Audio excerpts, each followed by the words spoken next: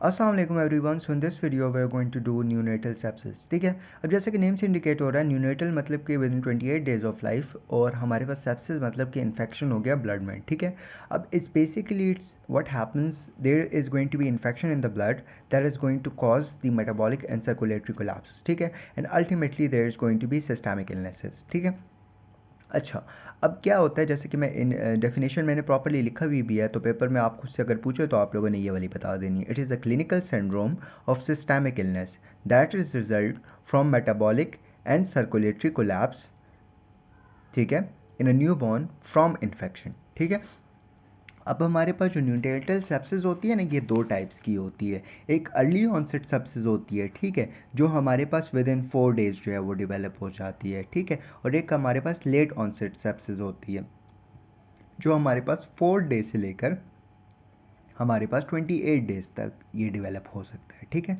अब इसकी हम लोग थोड़ा बहुत डिफरेंस कर लेते हैं। ठीक है, फिर इसके बाद जो है हम लोग आगे जाएंगे। ठीक है, देखो, जो neonatal early onset neonatal sepsis है, एक तो मैंने आपको टाइम पीरियड का बता दिया। ठीक है, दूसरा इसमें ऑर्गेनिजम्स का भी डिफरेंस है। ठीक है, अब जो हमारे पास ये जो अर्ली ऑनसेट होता है ना, ये बेसिकली कहाँ से बच्चे में आता है? फीमेल जेनेटेलिया से आता है। ठीक है, क्योंकि ये जो ऑर्गेनिजम्स होते हैं ना, ये कॉमनली फीमेल जेनेटेलिया में प्रेजेंट होते हैं। ठीक है, तो जब वो फीमेल जेनेटेलिया से बच्चा गुजरता है, ठीक है, प्रेगनेंसी के दौरान, तो उसमें ये आ सकते हैं। ठीक है, अब ऑर्गेनिजम्स कौन से? मोस्ट कॉमनली आपने याद रखना है इकोलाई। ठीक है, इसके अलावा आपने स्ट्रेप्टोगेलेशिया याद रखना है। ठीक है, जो हमारे पास ग्रुप बी स्ट्रेप्टोकोकस में आ जाता है, और एक हमारे पास लिस्टीरिया मोनोसाइटोजीनिया। ठीक है, फिर जो नेक्स्ट है, जो हमारे पास लेट ऑनसेट है, वो हमारे पास किसी हॉस्पिटल, जैसे बच्चा डिलीवर हो गया, वो गया हॉस्पिटल में या घर गया, वहाँ पे किसी इन्फेक्शन ने उसे अटैक कर दिया, तो ये हो सकता है। ऑर्गेनिजम्स में क्या है? ग्रुप बी स्ट्रेप्टोकोकाई है। ठीक है, इसके अलावा आपका जो स्ट्रेप्टोगेलेशिया है, ठीक है, इकोलाई है, और एक आपका ऑरिस है। ठीक है, तो इस वाले में कॉमन इकोलाई है, इस वाले में कॉमन ऑरिस है। ठीक है, बाकी दोनों तो इसमें भी हैं और इसमें भी हैं। ठीक है, लेकिन डिफरेंस जो है वो लिस्टीरिया मोनोसाइटोजीन और ऑरिस का है। ठीक है, लेकिन इसमें कॉमन इकोलाई और इसमें कॉमन ऑरिस है। ठीक है, अच्छा जी, अब आते हैं इसकी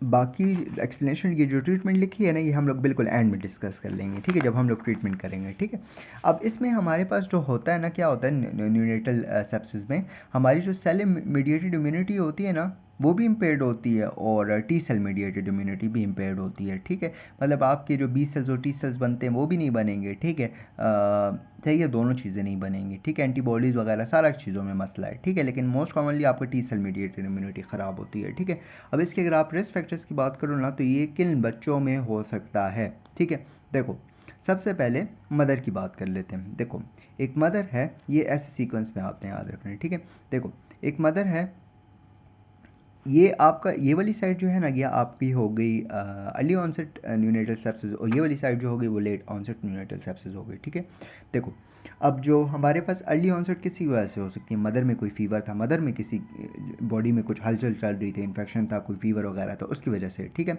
इसके अलावा बेबी का जो लेबर था वो बहुत लंबा हो गया था, प्रोलॉन्ग हो गया था, डिफ़िकल्ट लेबर हो गया था। ठीक है, इसके अलावा मदर में कोई इन्फेक्शन था, ठीक है, उसकी वजह से भी हो सकता है प्रेगनेंसी के दौरान। इसके अलावा रप्चर हो गया है आपका जो वो मेम्ब्रेन होती है ना, एमनियोटिक मेम्ब्रेन, लेकिन वो प्रोलॉन्ग रप्चर है। ठीक है, मतलब बहुत देर के लिए रप्चर हुई हुई और बच्चा निकल नहीं पा रहा। ठीक है, तो एक ये कॉज हो गई।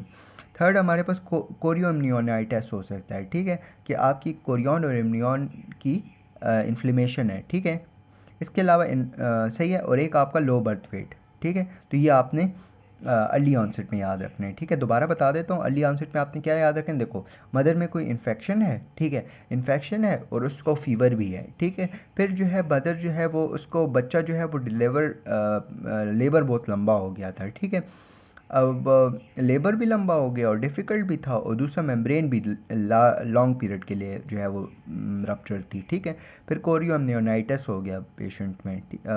ठीक है, और एक लो बर्थ वेट हो गया। ठीक है, अब जो लेट ऑनसेट होता है ना, वो हमारे पास लो बर्थ वेट की वजह से हो सकता है। इसके अलावा बच्चा फीड नहीं कर पा रहा। ठीक है, फीड उसको प्रॉपर नहीं मिल रही है, उसका इसके अलावा उसकी कॉर्ड की प्रॉपर केयर नहीं की गई। ठीक है, मतलब उसको प्रॉपरली नहीं काटा गया। कोई ऐसा हो सकता है कि कॉर्ड सुपरफिशियली कोई बॉडी में इन्फेक्शन आ गया। ठीक है, मतलब एम्बिलिकल कॉर्ड से सेप्सिस आ गई है, ठीक है, या स्किन के ज़रिए आ गई है, या एस्पायरेशन ऑफ फीड हो गया है, तो इसकी वजह से भी हमारे पास हो सकता है, ठीक है।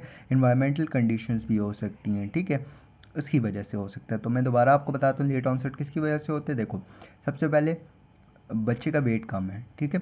दूसरा, उसकी कॉर्ड की जो केयर है वो प्रॉपर नहीं की गई, जिसकी वजह से कॉर्ड के ज़रिए इन्फेक्शन जो है वो स्प्रेड हो गया, ठीक है।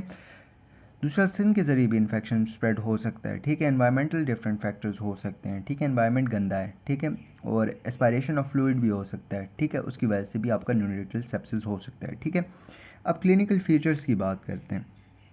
देखो, पेशेंट जब भी आपके पास आएगा न्यूनेटल सेप्सिस का, तो उसमें क्या क्या चीज़ें होंगी, ठीक है। देखो, सबसे पहले बच्चा जो होगा वो खाना बिल्कुल भी नहीं खाएगा, रिफ्यूज़ करेगा फीड पीने से, ठीक है, फीड नहीं पिएगा, ठीक है। इसके अलावा वो जो है वो बहुत ज़्यादा ऐसे ढीला ढाला सा होगा, ठीक है।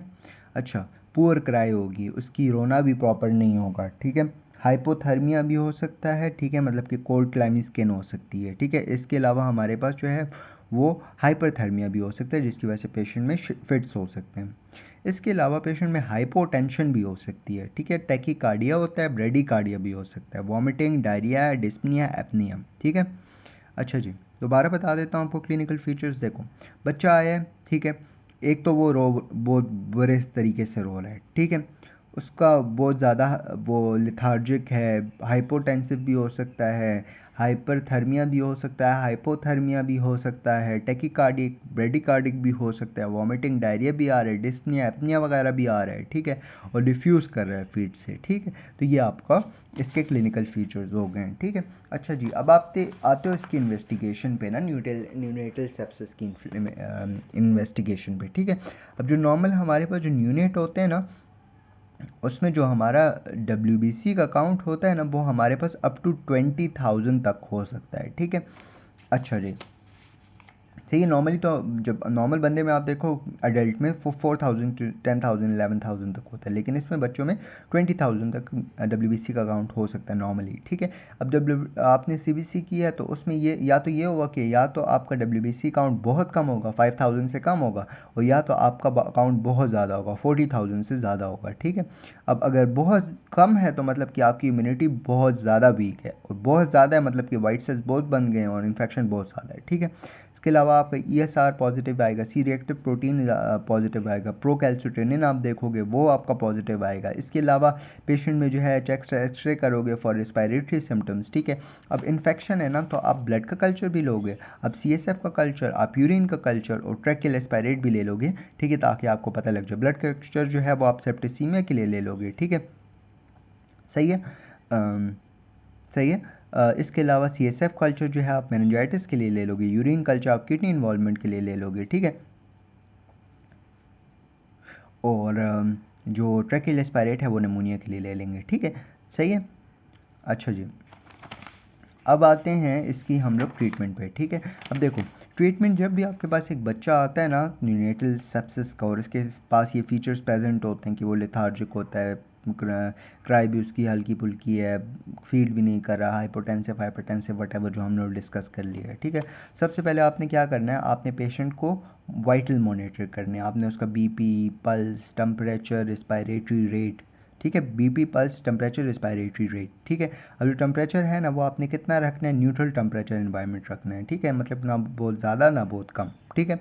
अब आपने क्या करना है कि आपने उसका बिल्कुल पेरेंट्रल फ्लूइड जो है आपने शिफ्ट कर देना है, और एंट्रल फ्लूइड बिल्कुल बंद कर देना है। एनजी ट्यूब जो है वो आपने जो है वो इन एंड आउट जो आपका होता है ना बच्चे का, वो आपने बिल्कुल ख़त्म कर देना है, ठीक है। अच्छा जी, आपने फ्लूइड इलेक्ट्रोलाइट्स देने हैं, ठीक है। उसके अलावा आपने ऑक्सीजन देना है। इसके अलावा अगर उसको ट्रांसफ्यूजन्स की ज़रूरत है वो दे दोगे, RBC चाहिए, प्लेटलेट चाहिए, इसके अलावा आपको FFP चाहिए, ठीक है, फ्री फ्रोजन प्लाज्मा वो दे दोगे, मेटाबॉलिक एसिडोसिस के लिए सोडियम बाइकार्बोनेट दे दोगे, एंटी कन्वर्जेंट्स फिट्स वगैरह के लिए डाइज़ेपाम दे दोगे, स्टेरॉइड शॉक के लिए दे दोगे, डोपामीन दे दोगे। इसके अलावा आप पेंटाग्लोबिन दे दोगे, ठीक है, एंटीबॉडीज़, और GM-CSF दे दोगे, ठीक है।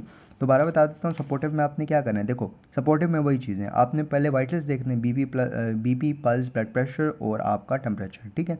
फिर आपने उसको एंट्रल बंद करना है, ठीक है, और आपने जो है वो आईवी फ्लूइड्स पे डाल देना है, ठीक है, आईवी फ्लूइड्स पे डालोगे, ठीक है। इसके अलावा आपने जो है वो उसको ऑक्सीजन देना है, ब्लड देना है, सोडियम बाइकार्बोनेट, एंटीकन्वल्सेंट, डायज़ेपाम, थीरॉइड वगैरह, पेंटाग्लोबुलिन वगैरह, ठीक है। फिर स्पेसिफिक ट्रीटमेंट्स होती हैं, ठीक है। अब स्पेसिफिक ट्रीटमेंट में आप क्या करते हो ना, देखो अगर हमारे पास ना पेशेंट अर्ली ऑनसेट का है ना, तो स्पेसिफिक ट्रीटमेंट में आप पेशेंट को क्या दोगे?